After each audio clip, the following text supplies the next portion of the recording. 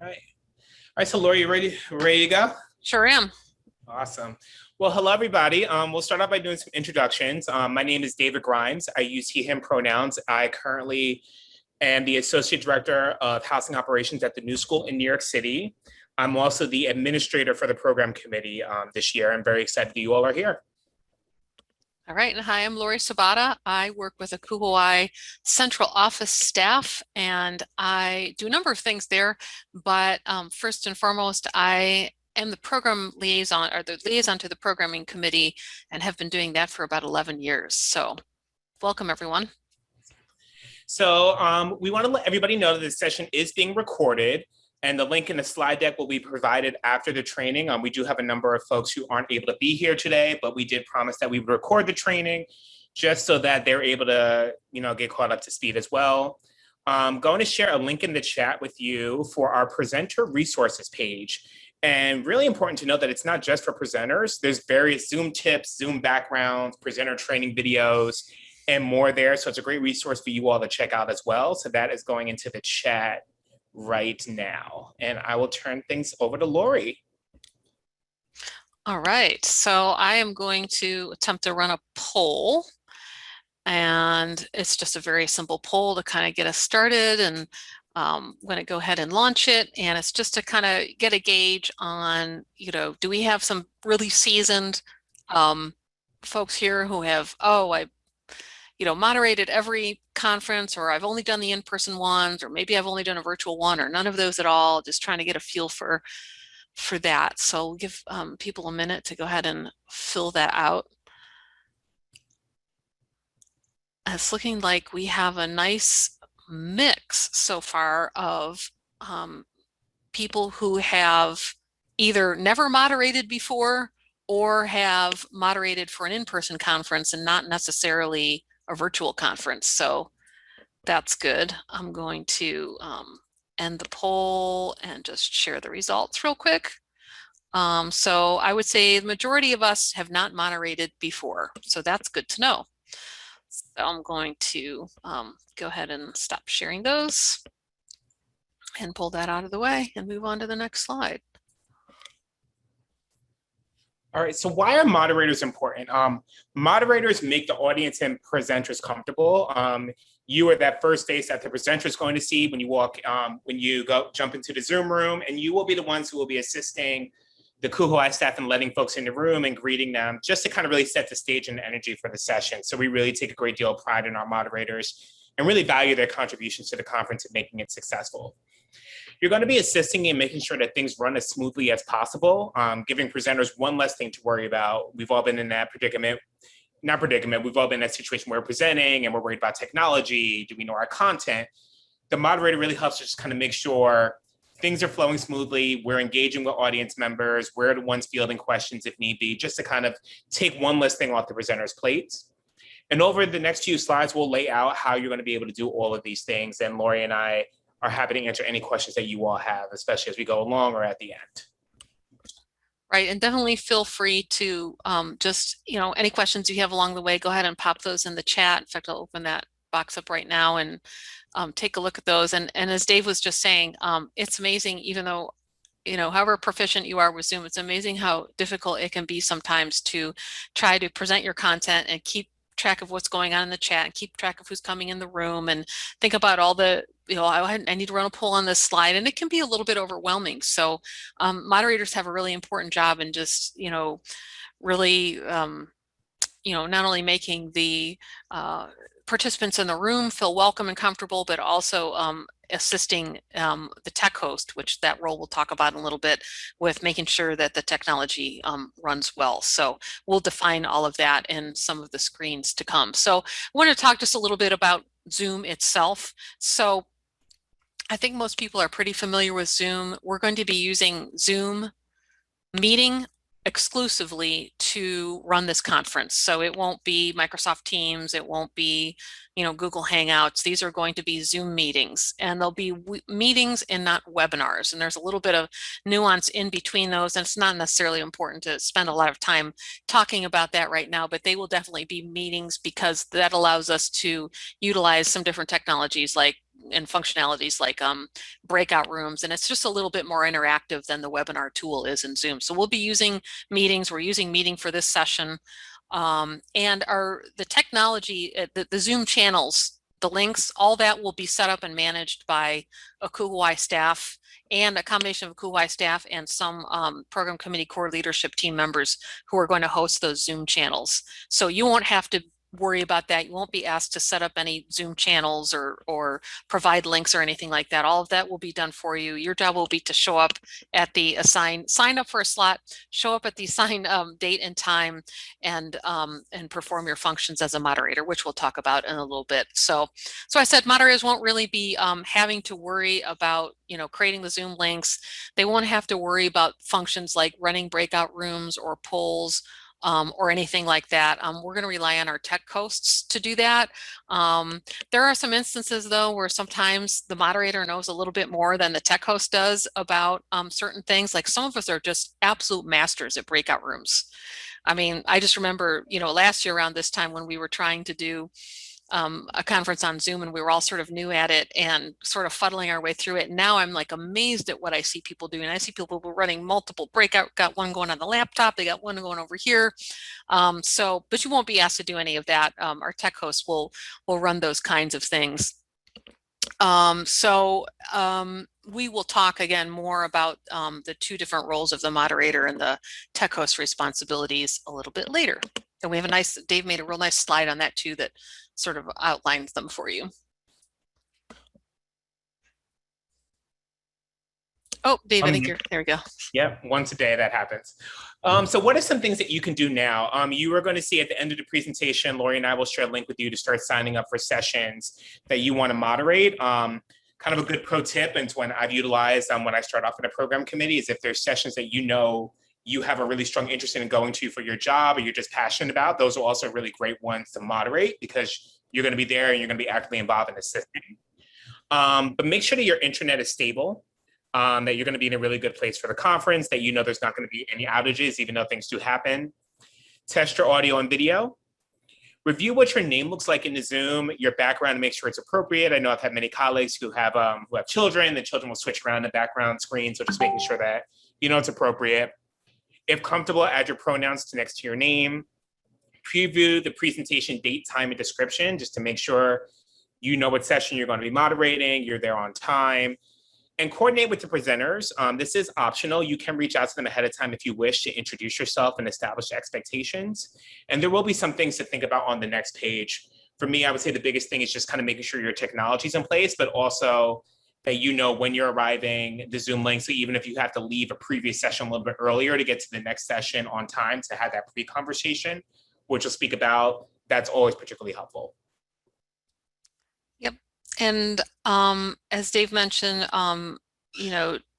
changing your name and putting your pronouns next to your name. In fact, I'm going to do mine now. And if you're not familiar with how to do that, you basically just, when you look at your little picture in the window there and you see your name there, if you right click on it, a little box will open up and it'll say rename, and you can add your pronouns there, or just make sure. One thing to really make sure too is, I know most of us will probably do this, but when you sign in to Zoom, and make sure your name displays as a name that's recognizable, because sometimes if people just put in characters or something funny, when we're always trying to look out for Zoom bombers, and we want to we look at the names of people in the waiting room and we make sure everything looks like it's a real name and not a bunch of characters or like a bot or something trying to get into the room. So we always try to remind people of that. But if you're not familiar with changing your name, that is how you do it. It's pretty easy. You just click on it, hit rename, and you can type in there.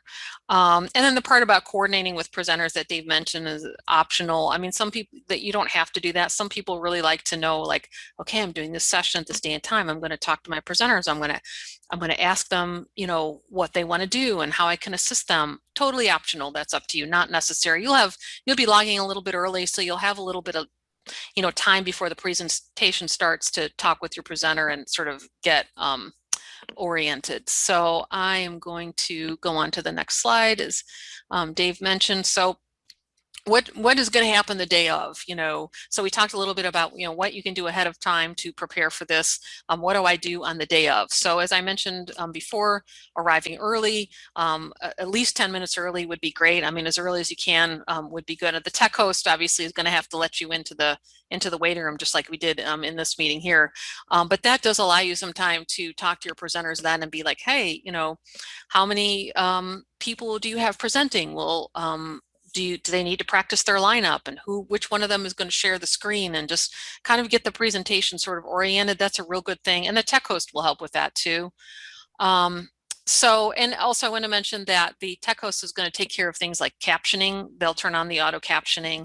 In fact, I really should have done that for this meeting as well. So I'm going to do that. All right, so you should be seeing that showing up on the bottom of the screen. So tech host will turn that on. Again, I mentioned practicing. If there's multiple presenters, they may have figured this out already, but it's a good time for them to be like, okay, who's going to go first? Who's going to show the screens? If they have polls or breakouts, obviously the tech host is going to assist with that. And just kind of define who's handling what and make sure everybody's ready to go. So when, if your presentation starts at 3 o'clock, everyone feels ready before you admit everyone into the waiting room. And the tech host will be the person who admits people in the waiting room. So you won't have to do that either. So I just want to mention that. And then, have them, kind of calibrate, the presenters calibrate, like if they're going to share screens or documents, like who all is going to do that. So presenter moderator needs, confirm date and time and check time zone. Just kind of make sure we're on the same page. The tech host will handle tech needs, breakouts, polls, etc. You don't have to worry about any of that. The attendees will be muted upon entry. It's a great idea to ask presenters if they want attendees to be able to ask questions live. Should they put it in the chat and you read the questions to them at a particular time during the presentation? Just so this way they continue to have their flow, they're able to time themselves to make sure they finish everything on time. Asking presenters if they want you to introduce them or if they'll introduce themselves. Some of our more seasoned professionals, typically around kind of the SHO level, are fine kind of introducing themselves, but it's always great to ask. Discuss flow and timing. Do they want you to give a 5 or a 10-minute warning? And individually chat one person just to kind of keep the pace? And also reminding them about presenter resources if they ever want to refer back to them. So you have this link that you're able to kind of share with them as well. They've also received it too. So you'll do all of this and kind of run through this once you're let into the room by the tech host to be able to talk to the presenters about and just get them excited as they're getting ready to get started. Yep. All right.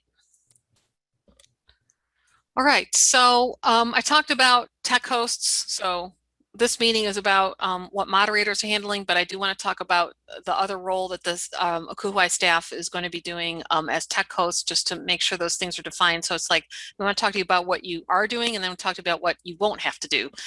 So the tech host will obviously create the Zoom link and launch the meeting. You won't have to do that. You kind of think of them as sort of like the virtual concierge. That's the person people go to when they're having a problem, maybe like, the audio is not great, or they're not seeing the screen, or other technical issues that are occurring. So assisting with technical issues. And then the tech host will also take care of things like, one of the first things people usually ask is, oh, will this be recorded, and will I be able to get the slides? And so the tech host can take care of those types of things. And then just handling any of the Zoom sort of technical needs. So we've actually sent out a survey in advance to all of the presenters and asked them what their needs are. So we've asked them in advance, like, are you going to do breakouts or polls, those kinds of things, and they have responded to us. So the tech hosts are going to take care of those kinds of things. But again, it's always good if the moderator sometimes has plenty of knowledge too and can always step in and assist with breakout rooms, because some people have varying degrees of skill in doing those. And then, as I mentioned too, we'll take care of turning on the audio captioning when we remember to do that. All right. And this screen just kind of reiterates the past two slides that Lori and I went over, so we won't read this verbatim, but as you get the presentation, if you want to kind of really compare the responsibilities of the two, they're kind of outlined side by side. So we can jump to kind of Sho Pathways. Okay. Lori, do you want to take SHO Pathways and kind of highlight that one? Yep. So SHO Pathways is a specialized track of programs that we have sort of threaded throughout the conference. So we have 10 education sessions at the conference.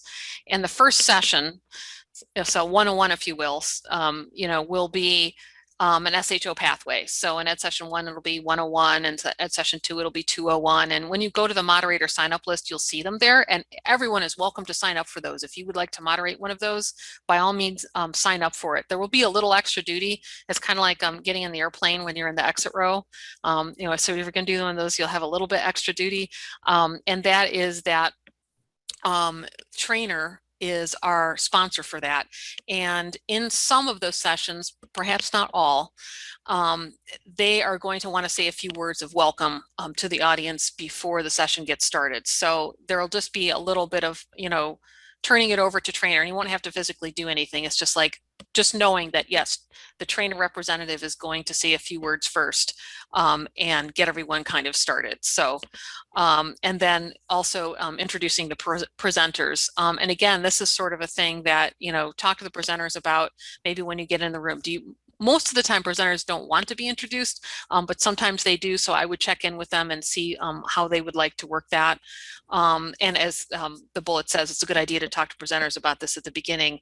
And then I think that lastly and very importantly is remembering to thank trainer at the end of the session. I think that's really important to do. So this won't be the last time you'll be seeing all of this information, so don't feel like you have to memorize all of this. We'll be giving you the slide deck, and we'll be reaching out to moderators with other kinds of communications too. So this is just sort of our first time we're in front of you and all together and presenting this information, but it won't be our last touch base with you on this information. So we just want to give everyone an opportunity to kind of see it and then ask questions while we're doing this. So, all right, I'm going to move on to the next slide, which is, oh, sorry, Dave. Not a problem. It's the sample script. So we've put together a sample script for all the moderators. So feel free to utilize it. And this can be what when the presenters are ready to go, the tech host is saying, hey, we're all set, to welcome everybody and to introduce the session. So feel free to have this handy. You may want to, if the presenter isn't having the session recorded, there is a little section in there that does tell the attendees that it's being recorded. You can just remove that part and let the audience know that the session isn't being recorded, because they will be used to hearing it throughout the course of the conference, that sessions are being recorded. So you just want to make that, that distinction. But other than that, feel free to utilize this and kind of fill in with the particular session you are, and as well as who you are, and introduce yourself to the room. Yep, and definitely modifiable. I think this is kind of meant to be, you have to read this word for word. Take it, make it your own, put your own style to it. So, this is just meant to kind of get you started. So, all right, I'm going to go on to the next slide, which is closing out the program. So definitely at the end of the program, I want to thank the presenters on behalf of the program committee for presenting at the conference. A little bit different for the SHO Pathway sessions when you're giving thanks to trainer, reminding attendees to complete the feedback survey. Not only the feedback survey and the whole conference itself, but the ed session itself. And we'll be providing links to that too. And sometimes it's a good idea to take that link and paste it in the chat so that everyone has it. I think that's really effective, because otherwise you have to direct them to go back to the website. So we can give you, when we're going to be sending out links to everyone to be able to join the session. So we can also give you the link to the survey as well, because that way you can just have that ready and just paste that right into the chat so people can access it. And yes, the evaluation data that we collect both on the education session itself and the one on the overall conference evaluation is incredibly important information for our continuous improvement process for the conference. And some frequently asked questions in terms of how you're going to get access to your sessions. You'll have access to links by logging into the events platform. The moderator sign up is ready to go, and I'm putting it in the chat right now. So feel free to click on that link and start signing up for the sessions that you want to moderate. We had two of our review coordinators, Vicky and Becky, who put that together, working closely with Lori. So really want to thank them and give them a shout out. But feel free to start signing up for sessions. If you get Zoom bombed, that is something, hopefully we hope does not happen, but the tech host will handle it. The meeting room will be shut down and we'll provide a new link. So we're going to speak it into existence that it's not going to happen, but we do have a plan should it happen. But are there any other questions, things that we may not have gone over if folks want us to kind of reiterate again?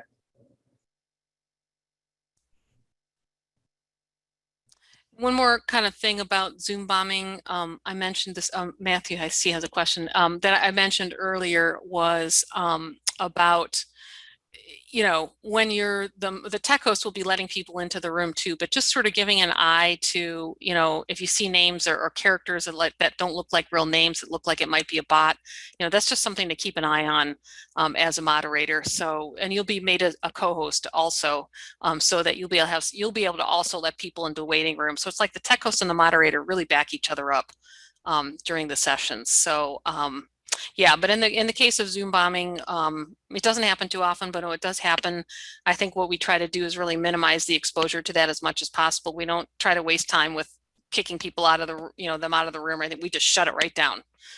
And then we get back to people with a new link. So that's how we handled that, as Dave said.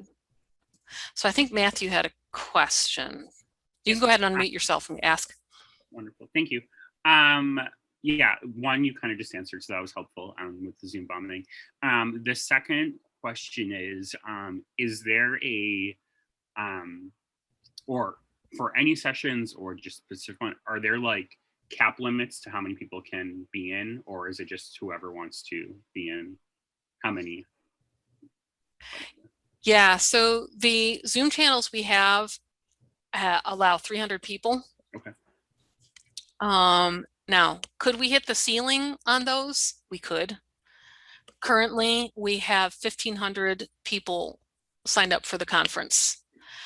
So if you take an ed session and say, well, there's 10 programs per ed session and just do some math there, it could happen. And, there isn't a whole lot we can do with it. And we'll obviously deal with that, as that happens, but it could happen. Okay, cool. I just wanted to make sure, like, if some sessions were capped at like 25, but it seems like 300 is so. Yep, no, that's an excellent question. Okay, thank you. All right, so Lori, I'm getting a few questions that I'll read for everybody. There's a question about, is the conference portal open and do the moderators have different access than regular attendees? Right, so the conference portal isn't open yet. It's currently being worked on. It will probably not be open until, I want to say, maybe a week before the conference. So, which, given that we're only 3 weeks out, is what, another week from now? So I'm going to say maybe a week and a half. It's a lot of work to put all of the data in there.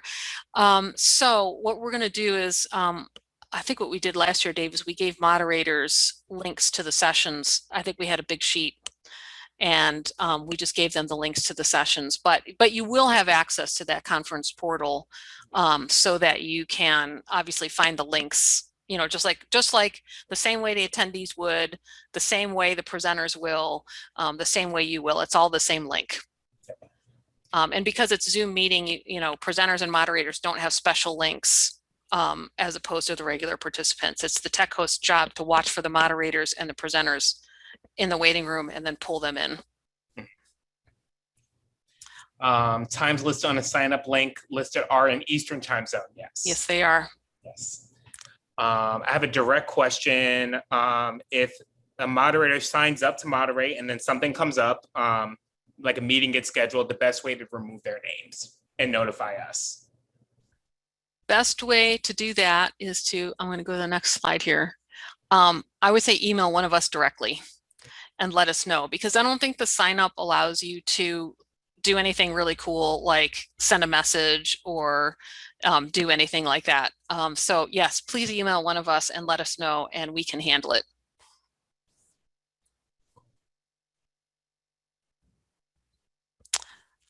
I see the question about no-show presenters. I would hope that doesn't happen. I've never seen that happen. I would say if a presenter does not show, email Lori and I as soon as possible, and we can kind of figure out what's going on. Hopefully, maybe it's technology issues or different things of that nature. I would say let us know. Both of us will probably be very active between emailing and trying to make sure things are going well behind the scenes. But I would say email us. Right. I mean, we have really good communication with our presenters. They have a presenter service portal that they log into and they're asked to confirm. So at this point, when they're, at the conference, they have logged into that, they've accepted that, they've read the time, the place. But having said that, it's always a little bit nerve-wracking when we're virtual, because when you're at the conference, you see people, they come into the room, that they're there, but virtually it can feel a little funny when you're sitting in a room and it's 3 minutes. I mean, I've had this happen as a tech host, waiting for presenters and they're not there, and you're sweating, right? Because you're looking at 80 people sitting in the waiting room and you have no presenters, and then they pop in, right at the last minute. And sometimes they're going from session to session and the last one ran over. And so it can be a little bit nerve-wracking. We've never had someone be a no-show, but just going back to what we talked a little bit about earlier, and that if you want to reach out to your presenters ahead of time, like you say, look, I'm signed up for the session, I think I'll email them and say, hey, just checking in with you. I see you're scheduled for Thursday at 2, we're all scheduled for Thursday at 2 o'clock. And that just sort of confirms that whole thing, and makes people kind of relook at time zones and things like that. So it's not a terrible idea. So if that's something that you want, what we can do is when we kind of send out that list with the Zoom links on them, so where to log in, we can put the presenters and the presenter emails on there. And that way you would have access to them if you want to do that. We're not requiring it, but if it makes you feel better, I mean, you could. Any other questions?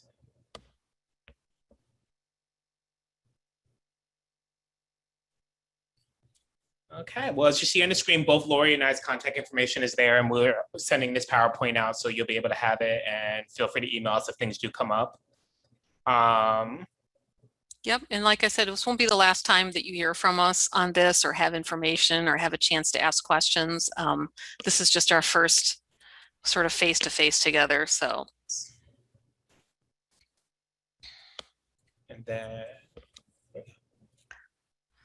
then All also right. just saying thank you. Your role is crucial towards the success of the conference. So we know it's a busy time for everybody. Everybody's taking on more, but we appreciate you volunteering, appreciate you helping out, and hope that you enjoyed the experience, and that you come back next year and Speaking into Existence will be in person. You'll be able to see what moderating's like in person in front of the group of folks.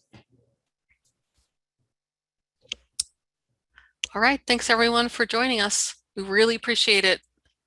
All right, have a good day. Bye everyone. Bye.